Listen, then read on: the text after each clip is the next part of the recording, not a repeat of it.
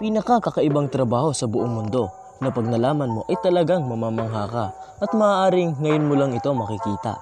Kung bago ka pa lang sa channel na ito ay make sure na i-hit mo ang subscribe button at ang bell notification icon na makikita mo sa ibaba ng video na ito para lagi kang updated sa mga latest video na i-upload natin. Kaya simulan na natin. Number 10. Professional Sleeper. Isang hotel sa Finland ang nag-uupa ng isang miyembro ng kawani bilang isang professional na tagatulog upang subukan ang kaginawahan ng kanilang mga kama. Ang individual ay natutulog sa iba't ibang mga kama sa hotel bawat gabi at nagsusulat ng mga pagsusuri tungkol sa kanilang kasiyahan sa bawat isang kama. Number 9. Drying Paint Watcher. Hindi ito biro. May isang tao ay talagang kumikita habang pinapanood ang mga pintura na matuyo. Ang isang tao sa UK ay kasalukuyang may trabaho at ginugugol niya ang kanyang mga araw sa pagpipinta ng mga sheet ng karton upang masubukan kung gaano katagal ang mga bagong panghalo ng pintura na matuyo. At tinitingnan niya ang mga pagbabago sa kulay at texture nito. Number 8. Full-time Netflix viewer. Isipin mo na binabayaran ka upang manood ng TV buong araw.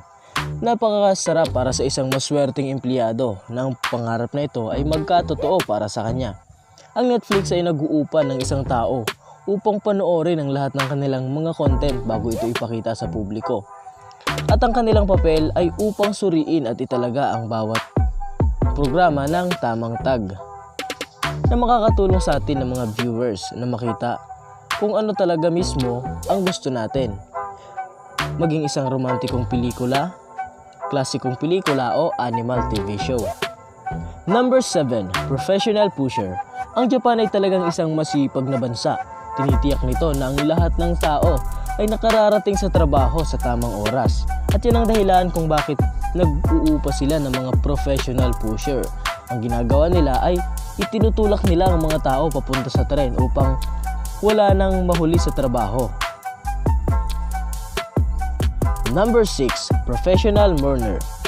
Ito ay isang tradisyon sa Timog Silangang Asia na ang isang malakas na iyak sa libing ay tutulong sa mga patay habang naglalakbay sa kabilang buhay.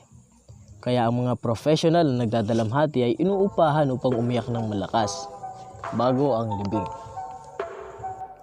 Number 5. Snake Milker. Ang trabaho ng isang snake milker ay upang mangolekta ng mga kamandag ng mga nakalalason na ahas sa mga garapon para magamit sa mga anti-venoms at iba pang gamot. Salamat at may mga matatapang na tao na gumagawa nito para masagip ang buhay ng marami. Number 4. Dog Food Taster. Ang trabaho ng dog food taster ay tikman ang mga bagong produktong pagkain ng aso. Kabilang ang mga buto, tinned meat at biskwit. Ginagawa nila ito upang subukan ang lasa at texture kung ihahambing sa karibal ng mga brand ng pagkain ng aso at pagkain ng tao. Tasty! Number 3. Odor Judge. Upang masubukan ang pagiging epektibo ng mga bagong produkto, ang mga Amor Judge ay inuupahan upang amuyin ang mga hininga, paa at kilikili ng mga voluntaryo.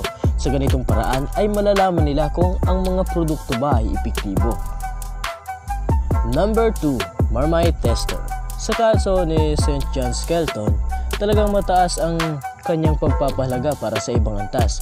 Bilang bahagi ng isang kupunan ng mga Marmite Tester, responsable siya sa pagsusuri sa bawat batch ng Marmite ay nasa tamang texture, pagkakapare-pareho at lasa.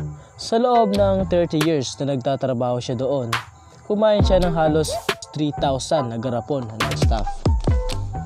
Number 1. Scuba Diving Pizza Delivery Man.